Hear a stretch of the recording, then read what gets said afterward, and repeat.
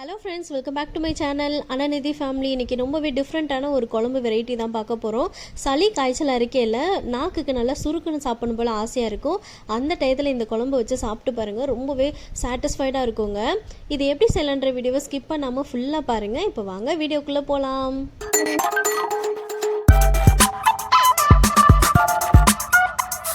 இது பார்க்குறதுக்கு மிளகு குழம்பு மாதிரி இருக்குங்க, ஆனால் கொஞ்சம் டிஃப்ரெண்ட்டாக இருக்கும். இதுக்கு தேவையான இன்க்ரீடியன்ஸ் 3 தக்காளி எடுத்து வச்சுருக்கேன், வெள்ளைப்பூண்டு ஒரு 10-15 கிட்ட எடுத்து வச்சுருக்கேங்க, சின்ன வெங்காயம் நம்ம கட் பண்ணாமல் இப்படியே சேர்த்துக்குவோம், ஒரு லெமன் சைஸ் அளவில் புளியை ஊற வச்சுருக்கேன், ரொம்ப புளி தண்ணி ஊற்ற தேவையில்லை.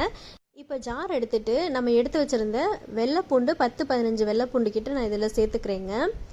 வெள்ளைப்பூண்டுமே சளி இருமலுக்கு ரொம்பவே நல்லது, அதனால் 10-15 வெள்ளைப்பூண்டு சேர்த்துட்டு 1 டீஸ்பூன் அளவு மிளகு சேர்த்துக்கிறேங்க. அது கூடயே 1 டீஸ்பூன் அளவு சீரகம் சேர்த்துக்கிறேங்க. இப்போ நம்ம இதை ஃபைனாக அரைக்காமல் இந்த நம்ம ரசத்துக்கெலாம் அரைப்போல் அந்த மாதிரி கொருன்னு அரைச்சிக்கலாம். இங்கே பாருங்கள், இந்த மாதிரி இருக்கணும் நம்ம அரைச்சி எடுத்துகிட்டு வந்தது. ரொம்ப நைஸாக அரைக்காமல் இந்த மாதிரி கொருப்பாக அரைச்சி ஒரு கிண்ணத்தில் மாற்றிக்கலாங்க. இப்போ அதே மிக்சி ஜார்லேயே நான் எடுத்து வச்சுருந்தேன் தக்காளி, அதில் 2 தக்காளியை மட்டும் அரைச்சி சேர்த்துக்க போகிறோம். ஒரு தக்காளியை சின்னதாக கட் பண்ணி வதக்கையில் சேர்த்துக்க போகிறோங்க. தக்காளியை இந்த மாதிரி 4 கட் பண்ணி நம்ம இதை நல்லா ஃபைனாக பேஸ்ட் மாதிரி அரைச்சிடுவோம். இங்கே பாருங்கள், இந்த மாதிரி அரைச்சி எடுத்து வச்சுக்கணும். இப்போ கடாய் அடுப்பில் வச்சிடலாம். நான் இன்றைக்கி மண் சட்டியில் தான் பண்ண போகிறேன். 3 டீஸ்பூன் அளவு நல்லெண்ணெய் ஊற்றிக்கோங்க.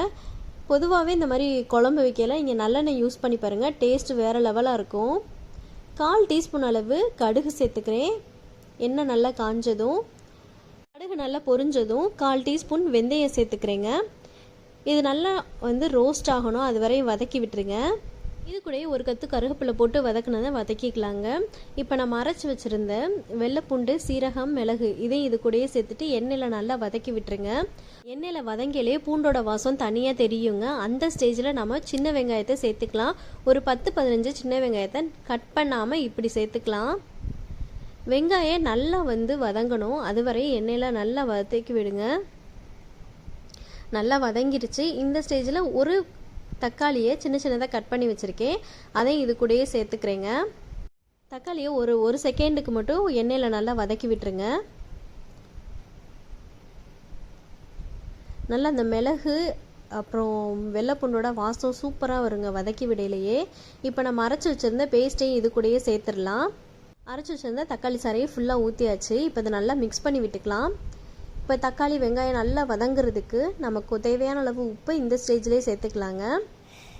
நம்ம போட்ட தக்காளியாக இருக்கட்டும், தக்காளியோட சாராக இருக்கட்டும், 2லேருந்தும் தண்ணி இருக்குல்ல, அந்த தண்ணி கொஞ்சம் கூட இல்லாத மாதிரி நல்லா வதக்கி விட்டுறணும். நல்லா சிம்லேயே வச்சுட்டு கொதிக்க விட்டீங்க அப்படின்னு சொன்னால் எண்ணெய் தனியாக பிரிஞ்சு வருங்க. இதை ஒரு மூடி போட்டு ஒரு 5 நிமிஷம் மூடி வச்சிடலாம். இப்போ மூடியை ரிமூவ் பண்ணி பார்க்குறேன் பாருங்கள், தண்ணி கொஞ்சம் கூட இல்லை, நல்லா எண்ணெய் பிரிஞ்சு வந்துருச்சு. நம்ம சின்னதாக கட் பண்ணி போட்டால் தக்காளியும் நல்லா குலைவாகி கிரேவியாக கிடச்சிருச்சு பாருங்கள். நல்லா மஸ்ட்டு விடுங்க இந்த மாதிரி. இப்போ நான் மஞ்சள் தூள் ஒரு 1/4 டீஸ்பூன் கிட்ட சேர்த்துக்கிறேன். இது கூடவே உங்கள் காரத்துக்கு ஏற்ற மாதிரி தனி மிளகாத்தூள் சேர்த்துக்கோங்க. நான் இன்றைக்கி 1 டீஸ்பூன் சேர்த்துருக்கேன். நீங்கள் நல்லா காரம் சாப்பிடுவீங்க அப்படின்னா 1/2 டீஸ்பூன் சேர்த்துக்கலாம். ஏன்னா நம்ம மிளகு சேர்த்துருக்கிறதுனால நல்லா காரசாரமாக இருக்கும் 1 டீஸ்பூன் போட்டாலே. ஃபைனலாக மிளகு தூளும் நம்ம போடுவோம், அதனால் பார்த்துட்டு போட்டுக்கோங்க. தனி மிளகாத்தூள் போட்டோன்னா எண்ணெயில் இந்த மாதிரி வதக்கி விடுங்க. அப்போ தான் குழம்போட கலர் நல்லா அட்ராக்டிவாக இருக்கும். பாருங்கள், குழம்போட கலர் நல்லா திக்காக டார்க்காக கிடச்சிருக்கு பாருங்கள். ஒரு 2 நிமிஷம் சிம்லேயே இதை அப்படியே வச்சிடலாங்க. இப்போ மல்லித்தூள் ஒரு 2.5 டீஸ்பூன் கிட்ட நான் சேர்த்துக்கிறேன். சாம்பார் பொடி இருந்துச்சு அப்படின்னு சொன்னால் ஒரு 1/2 டீஸ்பூன் சாம்பார் பொடி சேர்த்துக்கலாம், நல்லா வாசமாக இருக்கும். இதை அப்படியே நல்லா மிக்ஸ் பண்ணி விட்டுறலாங்க. எண்ணெயிலேயே மல்லித்தூளை மிக்ஸ் பண்ணையில் மல்லியோட வாசனை ரொம்ப தெரியாது. பாருங்கள், இந்த மாதிரி மிக்ஸ் பண்ணி விட்டுக்கலாம். மல்லியோட பச்சை வாசனை சுத்தமாக இருக்காதுங்க இந்த மாதிரி வச்சிங்கன்னா. இப்போ நான் ஒரு லெமன் சைஸோட சின்ன சைஸ் அளவு புளியை ஊற வச்சுருந்தேன், அதில் தண்ணியை மட்டும் எடுத்து இதோட சேர்த்துக்கிறேங்க. இதுக்கு ரொம்ப புளி தண்ணி ஊற்றணும்னு தேவையில்லை. தக்காளி 3 பழம் போட்டதே அந்த புளிப்பு நல்லாயிருக்கும், ஆனால் எக்ஸ்ட்ரா டேஸ்ட்டுக்காண்டி கொஞ்சமாக புளி தண்ணி ஊற்றினாலே போதும். இப்போ தேவையான அளவு தண்ணி இதில் சேர்த்துக்கலாம், குழம்புக்கு தேவையான அளவு தண்ணியை. எக்ஸ்ட்ரா தண்ணி ஊற்றிட்டு நல்லா இதை மிக்ஸ் பண்ணி வச்சுக்கோங்க. மிக்ஸ் பண்ணிவிட்டு நல்லா கொதிக்க விட்டுறலாம். இந்த மாதிரி நல்லா கொதி வரணும். ஒரு 5 நிமிஷம் இதை மூடி போட்டு மூடி வச்சிடலாங்க. சிம்லேயே வச்சுருங்க. சிம்லேயே நல்லா கொதிச்சு வரையில எண்ணெய் நல்லா பிரிஞ்சு வந்துடும். ஆல்மோஸ்ட் நல்லாவே கொதி வந்துருச்சுங்க. நல்லாவே திக்காகவும் ஆயிடுச்சு குழம்பு. ஃபைனலாக நம்ம மிளகுத்தூள் 1 டீஸ்பூன் கிட்ட சேர்த்துக்கலாங்க. டேஸ்ட்டை இன்க்ரீஸ் பண்ணுறதுக்காண்டி மண்டை வெல்லம் இருக்குது என்கிட்ட, அதை நான் ஒரு 2 துண்டு கிட்ட சேர்த்துக்கிறேன். உங்கள்கிட்ட நாட்டு சக்கரை இருந்துச்சுன்னா 1/2 டீஸ்பூன் சேர்த்துக்கலாம்.